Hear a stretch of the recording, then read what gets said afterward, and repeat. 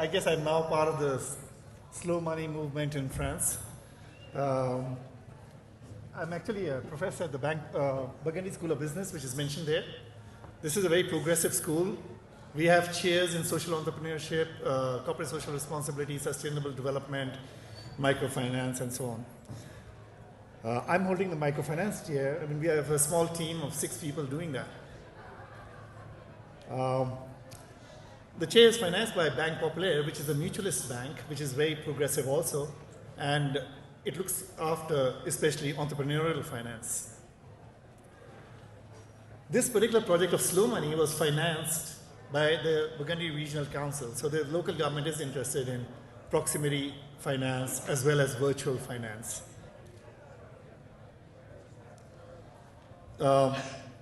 My interest in this subject has come a bit from my Indian origin, my French nationality, and my influence by American dissidents in Paris. And I'm sure if you came to Paris, you would identify with them. In any case, from my Indian roots, I saw some similarities between your concepts and the work of Gandhi. Most of you have heard of Gandhi as a freedom fighter, and especially using nonviolence. And I think one of your leading magazines clubbed him as the genius of the last century, along with Albert Einstein. So I guess by now you must have heard of him. Anyway, this particular photo shows him in Indian clothes outside 10 Downing Street, I guess. And this is his concept of local, wearing local clothes manufactured by local goods. But his concept of local is also self-rule and autonomy. And that autonomy doesn't mean that you just decide your own rules, but it also means that you don't export if you don't have enough. You first consume. And you import only if you can export. And to consume, you involve everybody in the village or in the town to contribute to production. The second concept which was interesting is Gandhi had already thought, now this is his writings before 1948, so somewhere between 1901 and 1948, the collection of essays which are undated. So his second thing is, he started off by saying it should be agriculturally linked. But very soon he realized that we don't need only food, we also need clothing, and we also need shelter. So he went on to artisanal goods. And he was already warning at that time that Manchester, by destroying Indian cotton goods, had not solved Manchester's or England's problems. They were still having their own problems. And so he said that if you don't take care, our planet is going to have a lot of problems. But today, it already has those problems. We heard about these mountain tops being cut off in the US, and you can't restore it. So we need some kind of alternative investments today to make amends, so that A is for mends. And these kind of appropriate investments in technology to make sure that productivity does not increase so much that everybody is not employed. My own solution would not say that. My own solution would say productivity should be left to increase as much as it wants, but the work should be shared so that we have more leisure.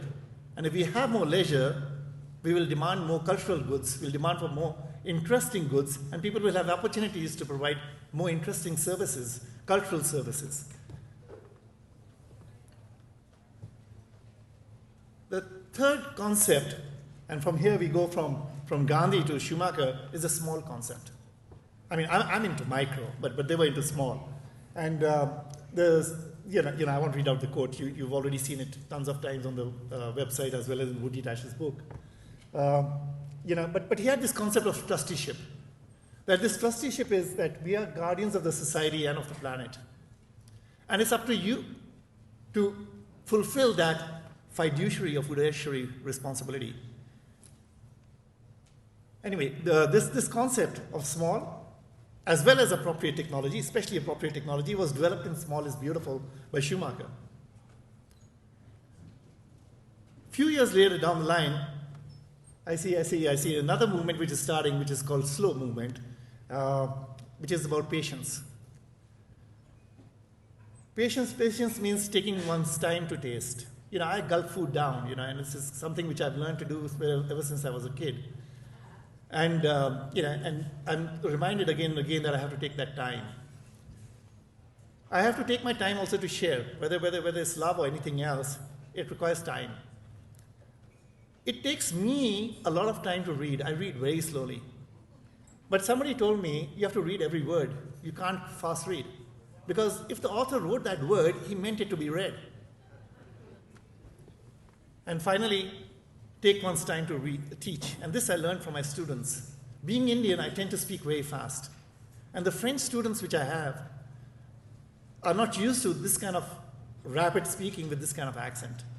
So over the years, they've criticized me enough for me to slow down.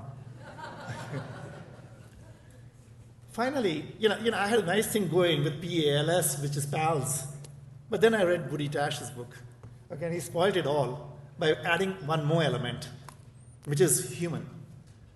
It went off very well with my research with another colleague, whom I'll talk about later, which is on P2P, person-to-person, human interaction, cutting out intermediaries, cutting out not just shares, but derivatives of shares and derivatives of derivatives and structured finance, which is sliced, diced, and whatnot, till nobody knows what's happening. So what he's saying is basically, all these number of intermediaries lead to a total incomprehension of the system. And we need a direct system, a human system, where we understand, given normal IQ levels, of what is happening.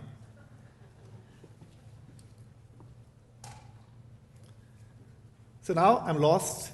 I don't have an anagram. I don't have a word. So I will trust that you will send me emails, or you'll find another vowel somewhere and tell me what to do. In any case, at this point, I want to tell you what happened. I was very happy with microfinance. Microfinance was booming, and I was researching it and I was admiring it, and they were getting Nobel Prizes and whatnot. And then one day, an IPO was oversubscribed 13 times in Mexico. And we found out that the interest rates were 80% or plus VAT, so almost 99%. And we said there's a problem. Then a few years later, there was another IPO in India, which was also oversubscribed 13 times, and interest rates were only 25%.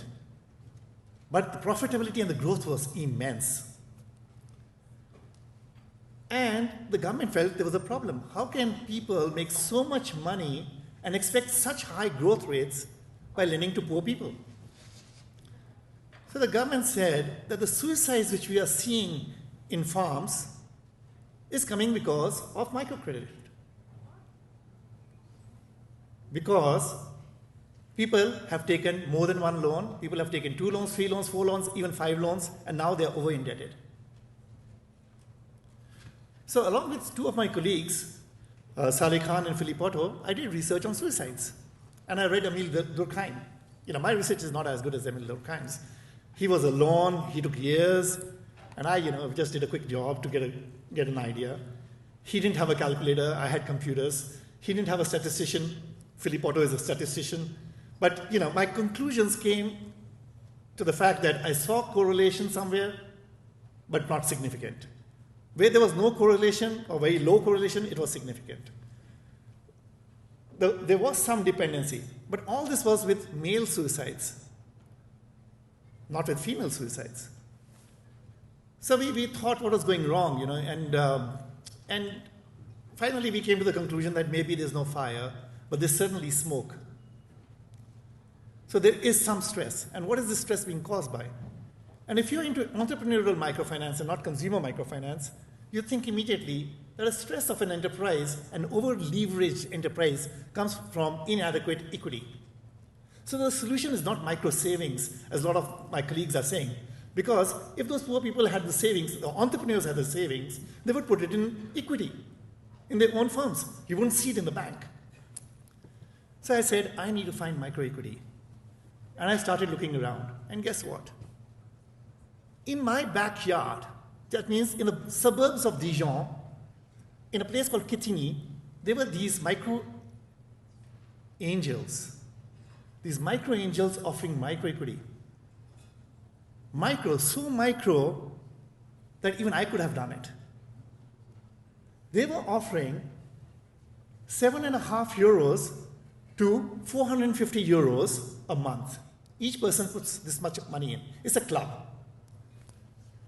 I haven't seen anybody putting in 450, but I've seen people putting in 7.5, 20. The average is 25.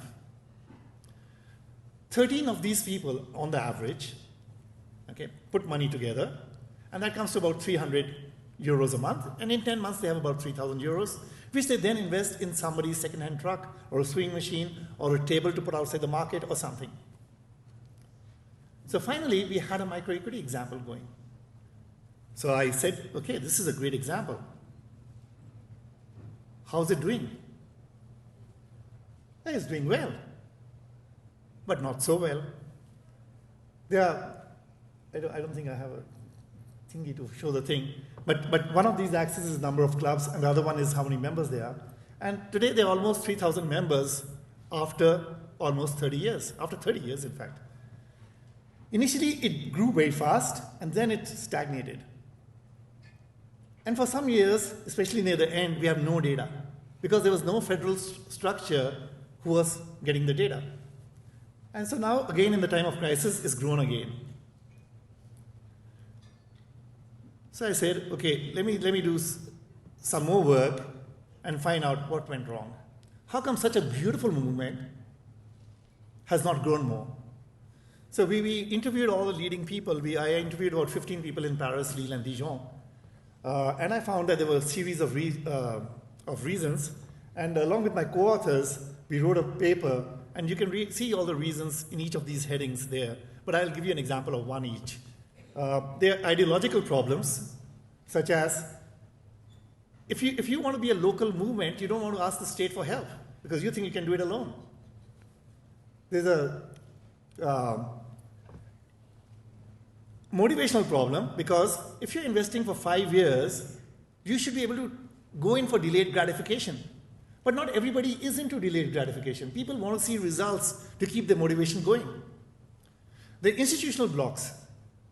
You can give equity only if it's a registered company. How do you give equity to an individual shareholder? And finally, there's a communication gap. That means the entrepreneurs are not forthcoming. People don't know about you. And this brings us back to Gandhi. And I'll show you why. First, I tried to find out how many entrepreneurs had heard of slow food, slow money, or cigars. And what I found, good news, 19% had. Bad news, 81% had not. We interviewed about 80 micro-entrepreneurs around Dijon. And here's where Gandhi comes in. Gandhi comes in because his genius was not that he was a freedom fighter or that he was doing peaceful protests. It's because he could communicate at every opportunity. So you need somebody who can communicate. And this is what is missing in this movement. And this is what Woody Tash has. He has created a system which is able to communicate thanks to internet. Anyway, I looked at some other movements and I tried to see how many of these movements, each of these movements, fulfill all the criteria of what I described as the characteristics of local money, slow money, human, agricultural, and patient. Okay, I won't read out the results, but you have them there. My interest in this whole area came because somebody asked me to write a chapter on slow money. Till then, I'd never heard of it. And then finally, they were writing a book on slow management. And funnily enough, they decided to put us all as co-authors in the end, instead of keeping themselves as editors. And this was another kind of sharing, which I was never used to, which I've never seen before. And these are the themes. This book is about to come out soon. Okay. Now, who's this guy? You've never seen this guy. Okay. This is my local contact. This is a colleague of mine who is a professor of e-marketing. His name is Jamshid Asadi. And he's always looking at virtual proximity. And he says, Arvind, virtual and proximity, there's one word which is redundant. Virtual means proximity. You can almost touch that guy, just like the guy in Matrix. Okay. So with him, we've been researching crowdfunding now for many years, since 2008. And You know, I just want to mention that with crowdfunding, and if you're virtually proximate to somebody in Africa, and you give $20, it might be a small amount for you. It might be a big amount for him. Okay, so I don't know if it's small enough to be slow, but it can make an impact. Thanks.